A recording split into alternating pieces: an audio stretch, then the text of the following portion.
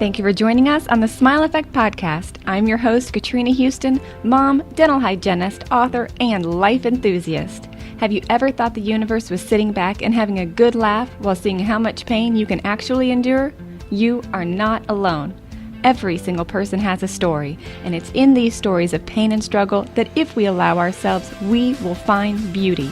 This is your life, your one and only shot to live your truth. Don't wait for someone to tell you you can. Use your story as power to break free from the past and become who you are meant to be. On this show, I will talk to people just like us, those who have struggled but fought to break free from the past so they could turn their pain into purpose. Stop telling yourself that you're not good enough and live the life you are meant for. Are you ready? Let's do this.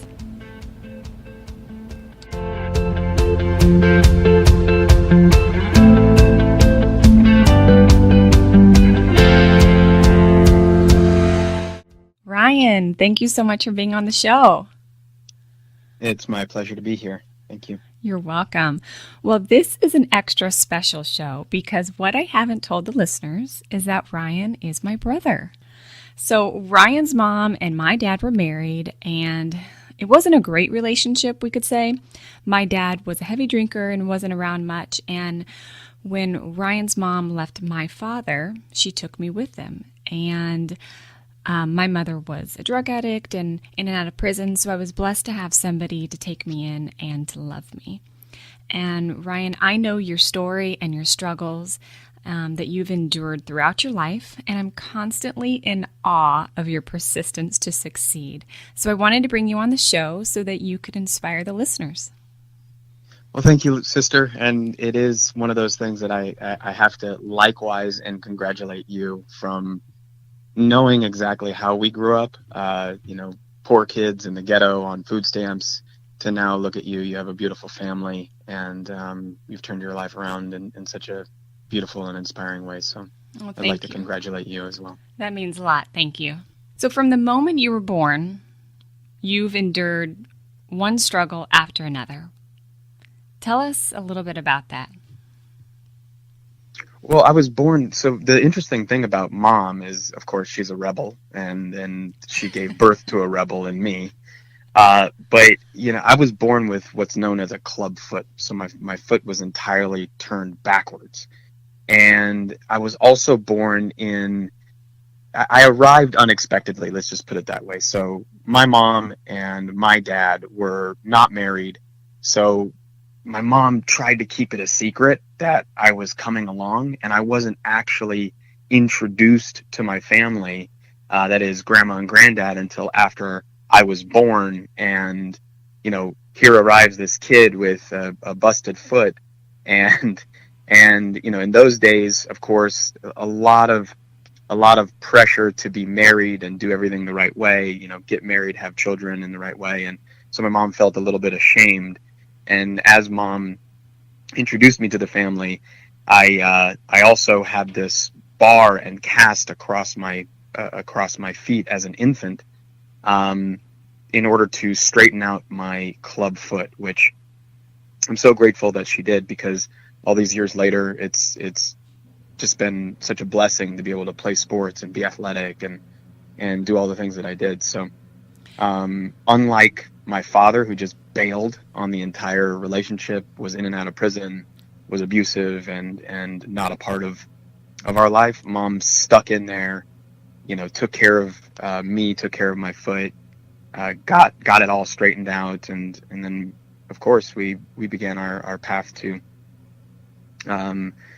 trying to survive. We grew up in the ghettos of Los Angeles, and I didn't know it at the time, but mom made it very, very clear that we didn't have money and things like other people, other kids in school. So we kind of lived on hand-me-down clothing and things like that from the other kids. And I wouldn't change any of that for the world. I wouldn't change being born out of wedlock or having the foot problem, or growing up with less means than other people, or anything like that, because it led grandma and of course granddad to be a stronger influence in my life. And what a blessing that was.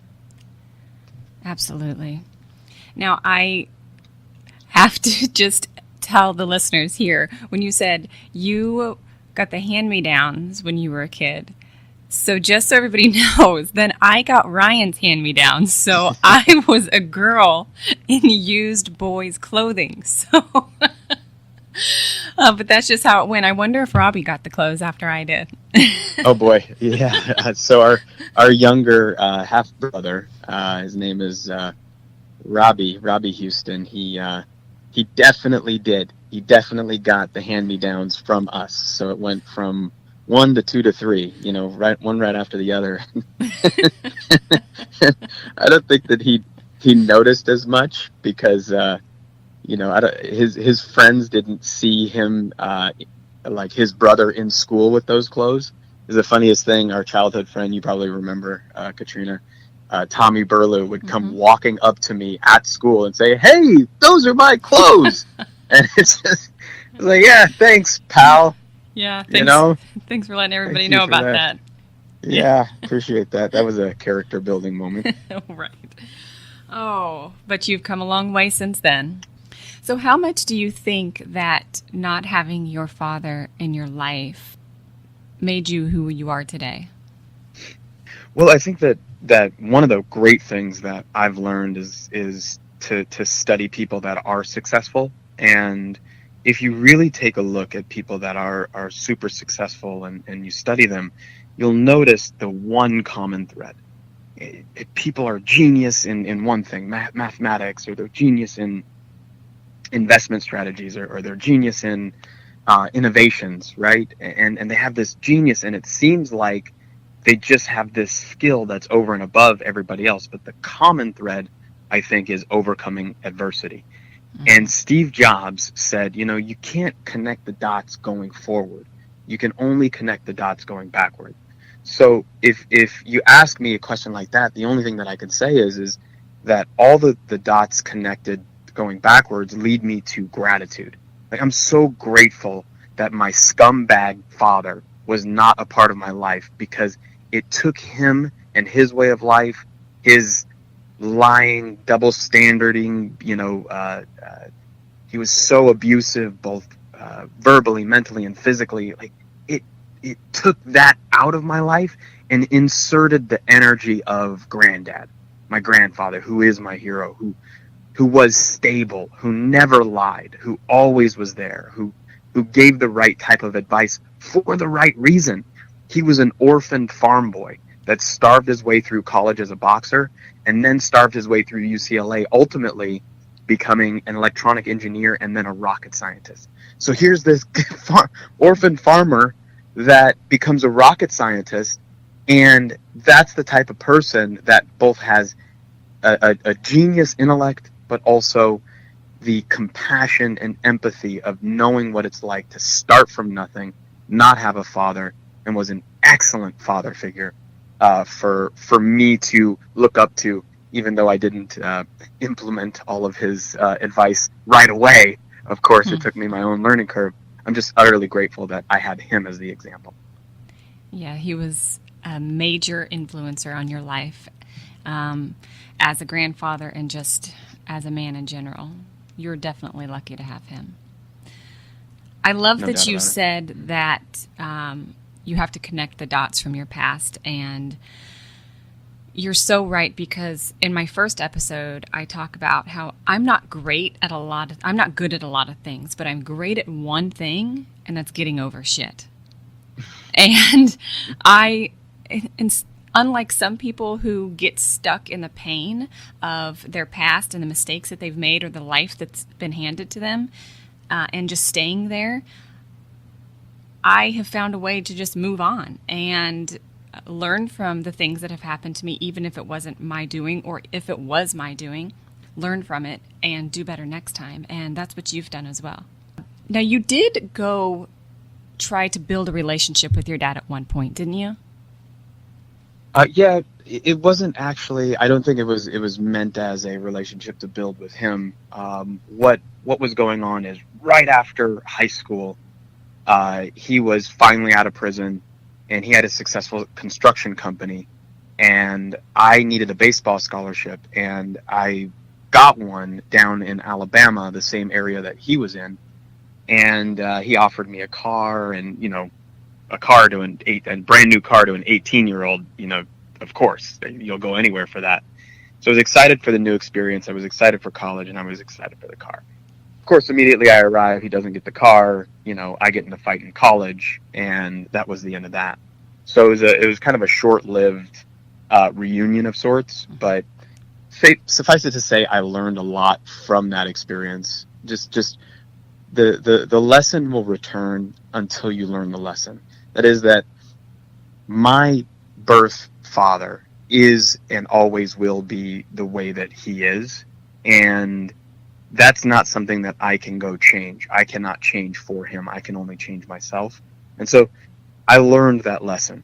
I've changed myself, and that is the only thing that I can do for take away from that era of my life, trying to go to college, getting in a fight, being away from home, ultimately, coming back to California from Alabama after that whole debacle. In my youth, I blamed it on him. Now I can see that it was just me needing to learn yet one more lesson, and of course it has to do with my own self-development, personal development. Well, now let's back up a little bit so the listeners understand what we're talking about. When you went to Alabama to go, learn what you could about your dad in that situation, or fill some kind of void, and you didn't just get into a fight. This was a life-altering moment that really played a big part in who you are now, didn't it? Yeah, I would say for sure that it was my first run-in with the law, where I basically was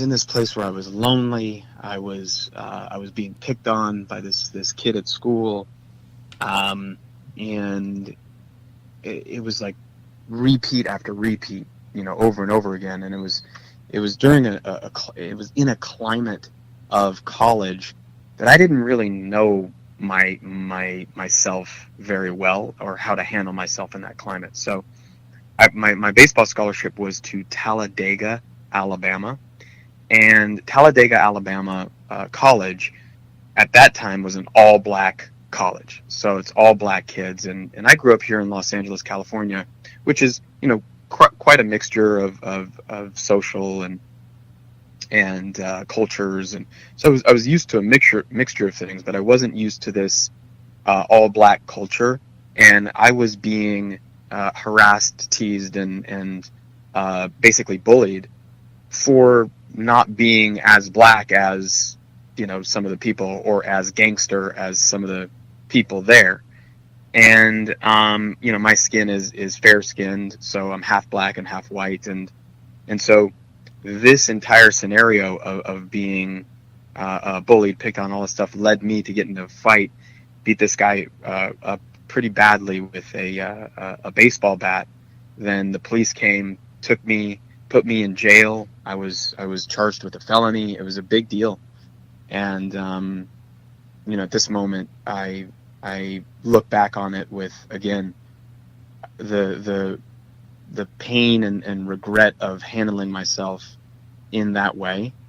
I cannot be understated. It was a huge, big mistake, and again, the lesson is that is learned is under any circumstances, you have to remain patient, and you cannot let what other people are saying, doing, or threatening you with, you can't let that affect you in your personal life, your business life, or anywhere else. Because since that time, a great many things have come my way, and I've been able to handle them with much more dignity.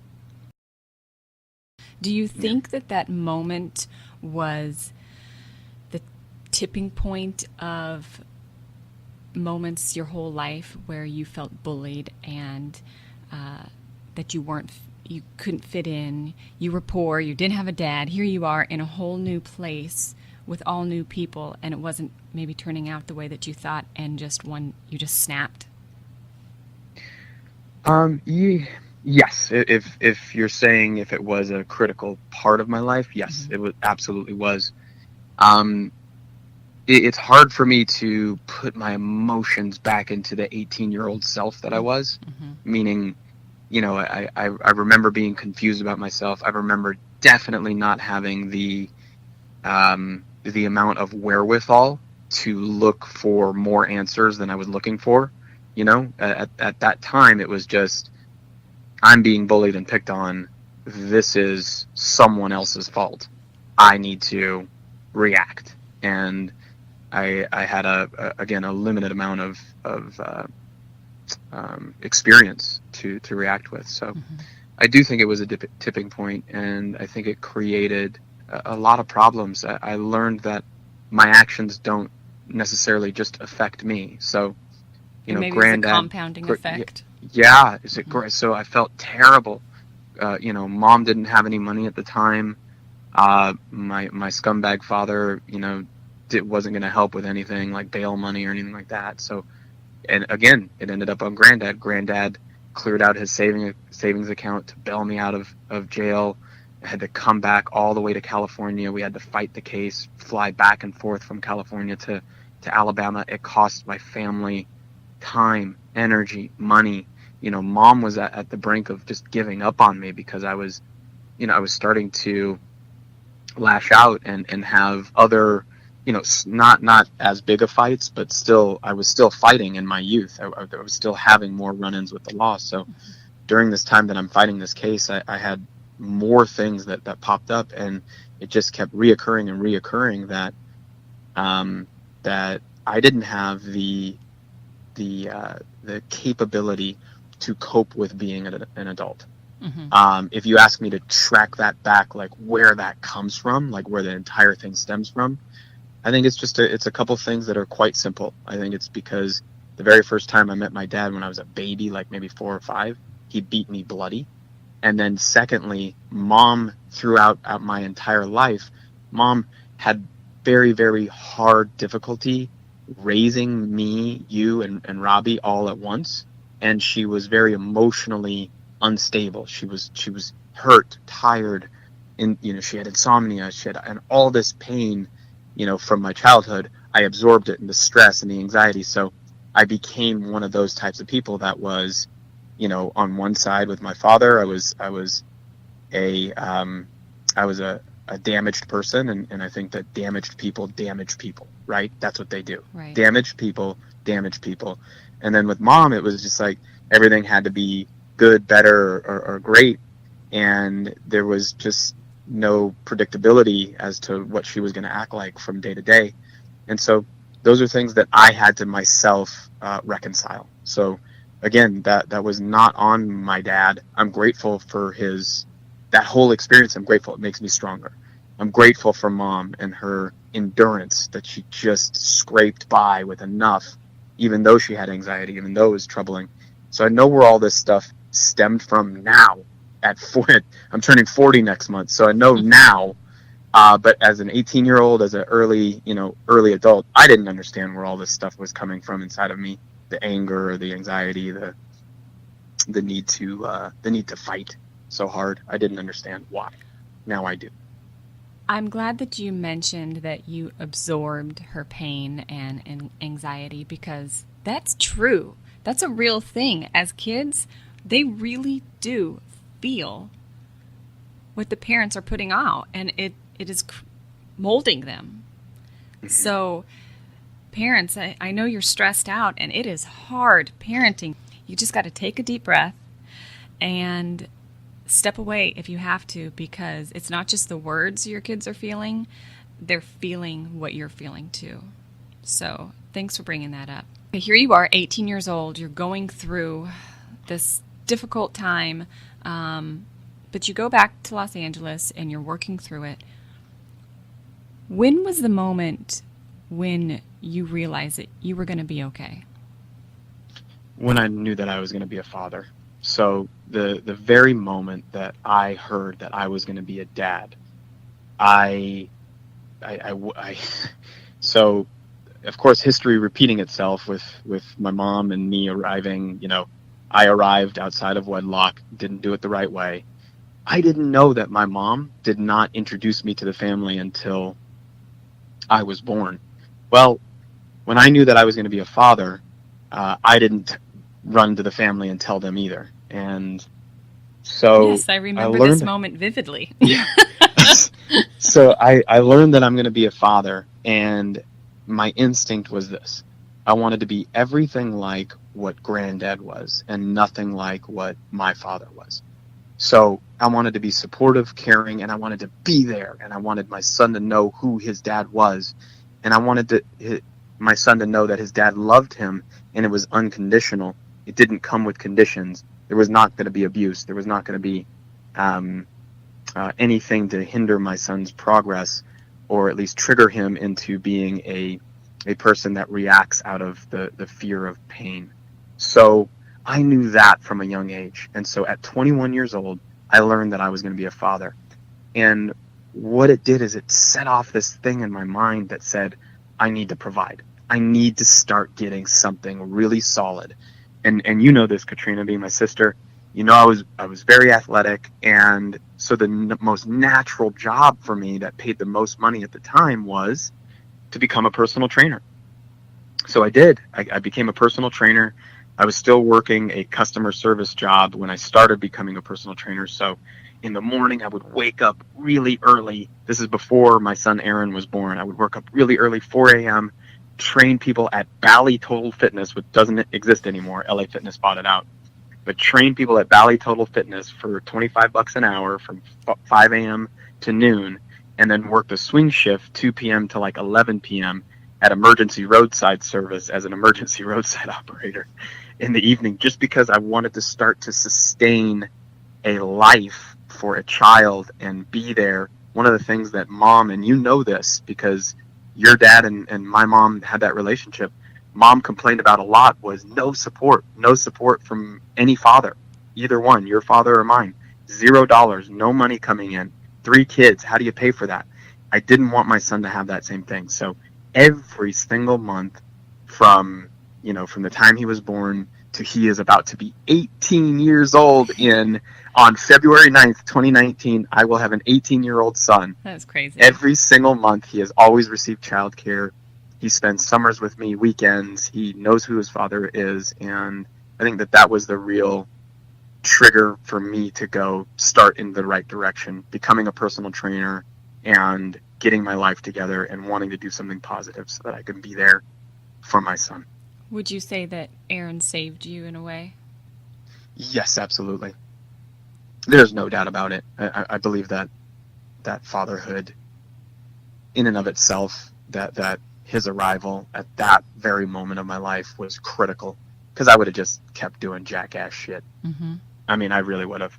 And this was a reason outside of myself to make myself grow.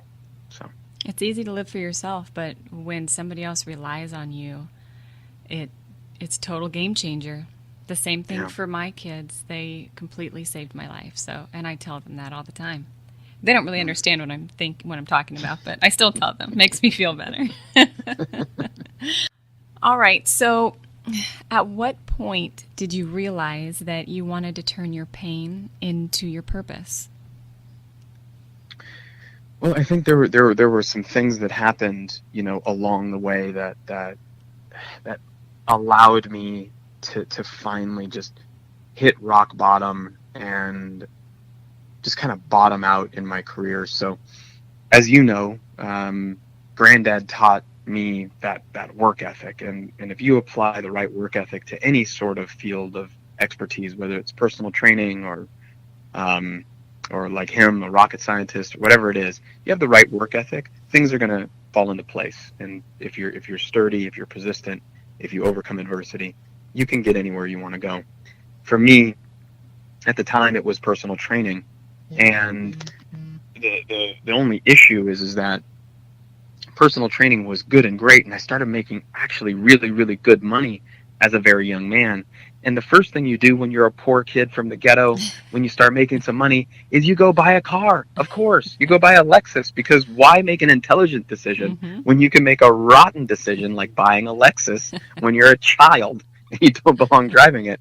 So what that did was that attracted all sorts of the wrong people, right? The wrong kind of girls, the wrong, just the wrong scenarios. And so the personal trainers, I had become a fitness director, and the personal trainers that were working under me saw me driving around in this fancy car, and that I had a little bit of money, and they asked me, "Hey Ryan, will you give us some money so that we can start this nightclub promoter business?"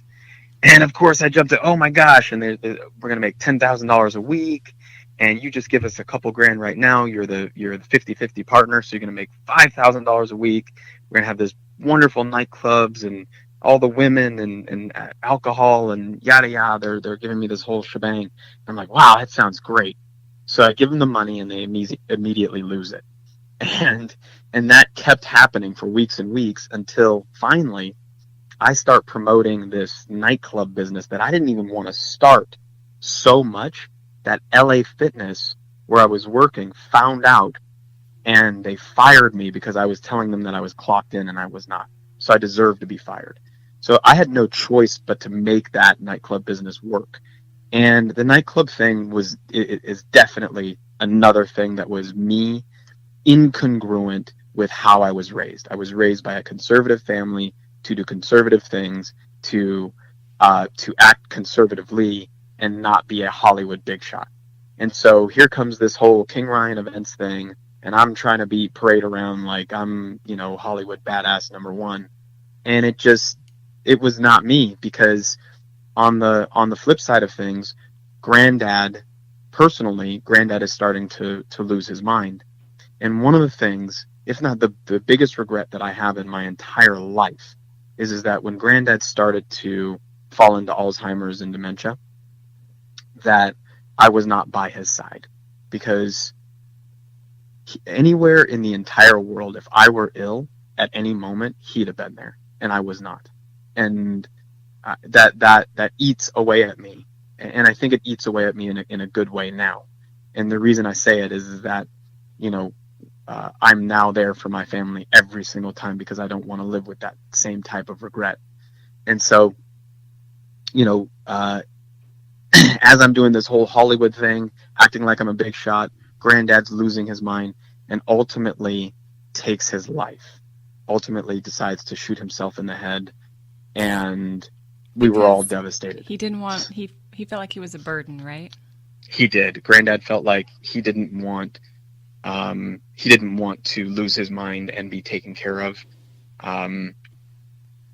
Grandma speculates, my mom speculates on the reason.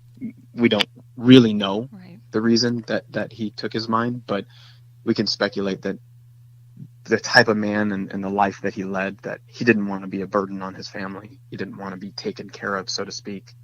And, he grew up on a farm, and we all know what happens to the animals when, they're getting old, and, that's the type of mentality that he had. And so I think that he took his life in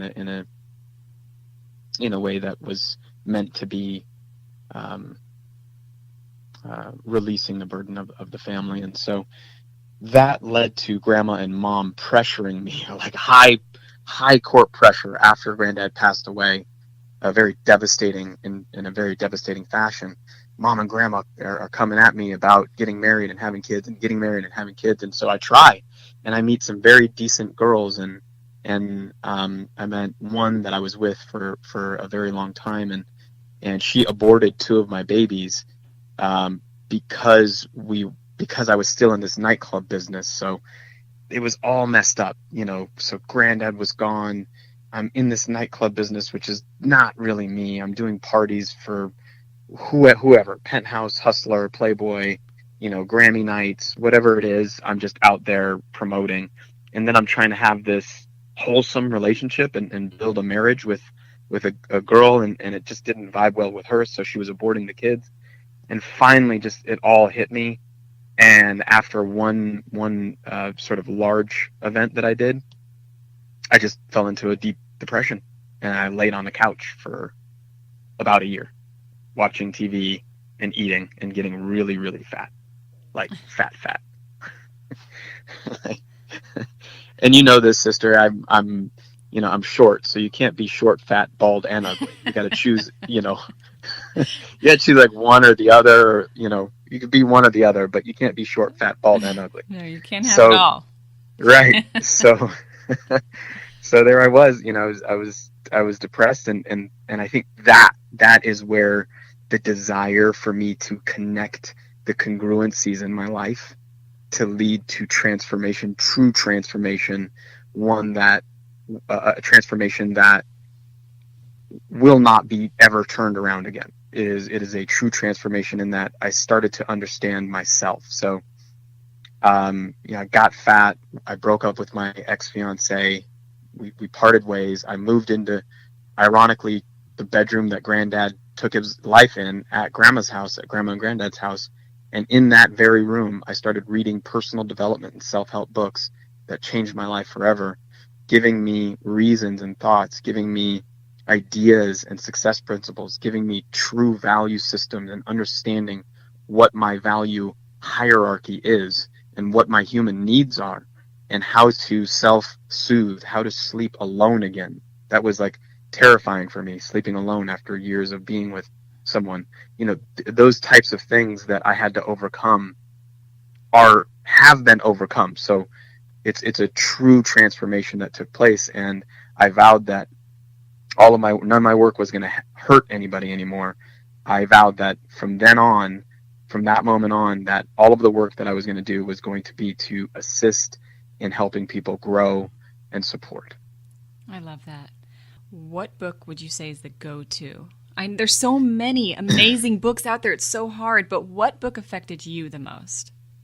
It's a great question, and I think that it can only be said from my point of view because I'm me. So a different book is going to vibe differently for someone else, but for me, it was Napoleon Hill's 17 Principles of Personal Achievement, because it's both about reworking and rewiring your mindset so that you can be someone of a positive nature that overcomes adversity. And also it has a little bit of enthusiasm about what it means to take that mindset and deploy it into business or deploy it into life situations, relationships and stuff. So for me, it was that book that helped me the most create that shift. And then I just got obsessed. So now I have dozens of books that I can recommend for any different subject. But for me, it was that one book that started the shift. How many years ago was that? Almost 10. Almost 10 years. Okay. Yeah. It is a journey, self-development. You don't just, you can wake up one day and say that today's the day that I'm going to take a step and I'm going to move forward with my life. I'm not going to look back any longer. But you have to kind of be reborn. Wouldn't you kind of agree? Like, you have to plant the seed and you have to let it grow. And then one day, the person that you want to become, you will become. But you have to grow, and it's not going to happen overnight. That is absolutely true. And I think that there's a whole bunch of ways and philosophies that this information has always been there for us. And so if you're studying in the East about mind, body, spirit, or if you're studying in Western culture, it's Father, Son, Holy Ghost, they mean the same thing. It's the same type of thing. Having enlightenment is the same as being born again. However you need to translate it into your life in a spiritual context, it is true transformation. It's a transformation of your mind. It's a washing away of all of the old things and a refocusing on the new things and what your spirit is actually capable of. Agreed. And understanding that you have control of your destiny. It's not like, we have the freedom of choice, so we can make our own choices and we can take our own paths. But a lot of people believe that they were born and they have no say, and whatever is going to happen to them, and they don't have any control. I think once you realize that you do have control, that it just makes it a lot easier. That's true. You can seize control of your destiny. What you cannot predict is what life is going to throw at you on the Right. way to your accomplishing your dream. Earl Nightingale, one of my favorite guys to listen to, and I'm not sure if you listened to him, Katrina, but Mm-mm. Earl Nightingale uh, was one of the fathers of the personal development industry as it was being formed. There was not an industry at the time, but he was one of the fathers as it was being formed of this type of information. And he defined success as the progressive realization of a worthy ideal.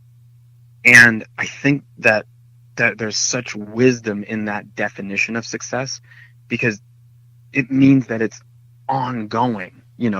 The progressive realization, meaning your dream is consistently coming true. You're on the journey to it, and you need to enjoy that journey. So it's a constant thing. That is success. It's a daily thing. It's a moment by moment thing. It's not waiting for one thing to be right and then you pursue your dream. It is the pursuit of the dream and the realization of the success along this pathway. That, I think, is where you get the art of fulfillment and joy and love for yourself by setting yourself standards, goals, values, and then sticking to your own promises to yourself Yes. along the way. Yes. Beautifully said. Thank you. All right. So you were in the Hollywood scene, and you decided that really wasn't who you were, and you decided to make a change. How did you get into philanthropy? Well, that was a pretty easy shift. So here I was sitting there, you know, fat and bald and reading, these books, and I said, well, I got to get skinny again, because Ryan's identity is not a fat guy, and I've got to get myself right with the way that I've lived my life. So I'd heard a lot of people along the way. I'd grown up in poverty, so I knew what that was like. I'd been abused, so I knew that what that was like. I'd been bullied, so I knew that what that was like. I'd bullied people, so I knew what that was like. I'd hurt people, I knew what that was like, and I knew that I had to make this shift. So call it number one, wanting to feel differently. So I wanted to feel that fulfillment along the way, from my work to my family to everything. And so the shift to philanthropy was a move towards fulfillment, away from pain towards fulfillment, and a way to resolve guilt, to resolve the things that I had already done along the way that said, Ryan, you're a bad person. You're just a bad person. And I wanted to not have that movie playing in my mind all the time. Ryan, you're just a bad person. You can't help it. Yes, I can. And here's what I'm going to do about it. I'm going to use every single connection that I have in entertainment or business or whatever it is to do something that's socially good, that can help people, that brings people together around something positive, that is not based on sex, drugs, and rock and roll. So that was the big shift for me, and that shift was true and genuine, and I've not looked back since then. So tell us about that. What are you doing? Well, I'm a fundraiser for charitable organizations. I train nonprofit organizations on how to be sustainable businesses. That training takes place every Thursday morning, and that training is something. It's a profound, fulfilling thing to get nonprofits that are so heart centered, that are you know liberating young people from human sex trafficking, rehabilitating young people from human sex trafficking. Um, Speaking out against poverty, working on mental health and wellness. Of course, all these things, I mean, you can tie them right back to me, right? Mental health and wellness is granddad for me. Working on human trafficking, the abuse, that's the abuse for me. That For me, anti-poverty measures are growing up a poor kid. So I'm training these nonprofits every week, and what we do is we have an annual event that acts as a fundraiser on the weekend of the Academy Awards, and big celebrities and movie stars come out and speak for and towards our global goals, what our goals are for the globe. And again, those are the nonprofits that we support. And so that's what I do on one side. On the other side, I host a business summit to help entrepreneurs that have an idea. I want them to be able to be given the right tools and techniques in order to be able to sustain themselves and grow. So we do two things. We do the City Summit, which is for entrepreneurs that have a dream and want to build on it and grow.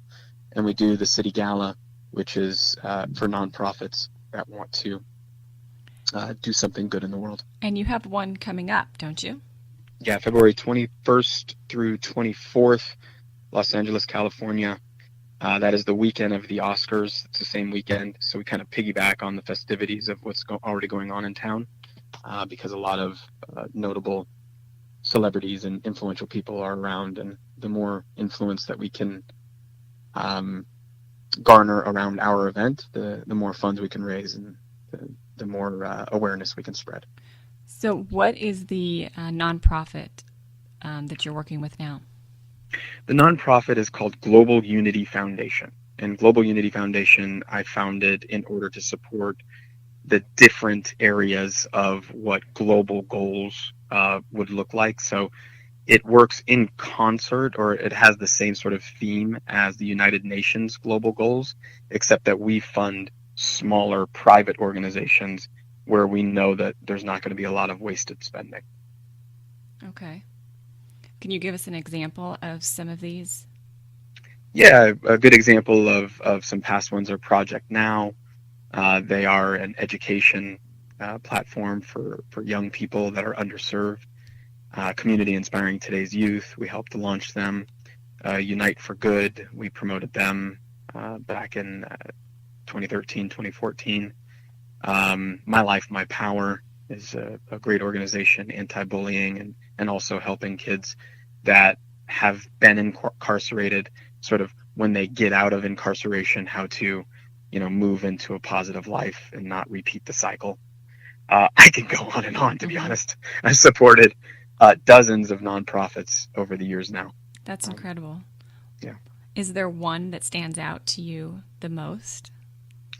I wouldn't say one or the other stands out to me. It's like having children. Mm-hmm. When you work on it, you put your heart and soul into it, and it's hard to pick a favorite. Right. I could tell you some I've had to fight harder for than others, but I'm grateful for all of it. I'm grateful that there's people in the world that want to collaborate with us, and do something just imminently positive. Who are some of the big names that you have gotten in the Hollywood scene to help get on board and raise awareness to some of these nonprofits? Oh, we've had everybody from, let's see, way back. We started with Puff Daddy, was just a phenomenal beginning. I can't believe that we started there, but we did. And he was very motivating. Let me tell you that. Very, very inspired, that guy. He doesn't turn off. He has no off switch. Yeah, he's a hard worker, I've heard. Holy moly. But we then just started partnering with people that really had their own foundation and had something, already going that they were promoting. So Halle Berry was in support of women that had been abused because she was abused herself. John Travolta created a foundation because his son died early. We had Sir Richard Branson, who's got Virgin Unite and supports worldwide philanthropic efforts. This past year, we had Matthew McConaughey and his Just Keep Living Foundation. Ashton Kutcher, his organization is called Thorn. They all aligned with us at City Summit and City Gala because they have their own organizations that are out there doing good, and because our goals are aligned, they're willing to participate with us. You've also have been fortunate enough to work with James Cameron, isn't that right? That's true. Yes, that was a project not under the same name of City Summit and Gala, but yes, Jim was just phenomenal, and he's very, very passionate about global issues, climate action, and I really, really love I really love not only the the topic of his discussion, but his willingness to just get out in the forefront of calls to action. He is an incredible human. I love Yeah, everything about him, and that one of these days we are going to meet. I'm just putting that out in the universe.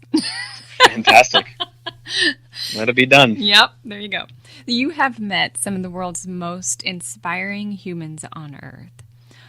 What is it that you think makes you feel comfortable showing up to the world as yourself? I think it's quite simple, just knowing myself, knowing what my goals are, knowing my intentions are good. Feeling comfortable, I think, has everything to do with confidence comes from preparation. And preparation means that you've gone and you've done either the homework, the research, the work, the experience, and that all lines up. And so me being comfortable with just me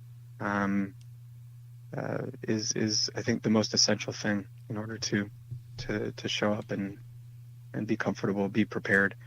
And to be honest with you, I don't know that I'm comfortable. I know that I am confident.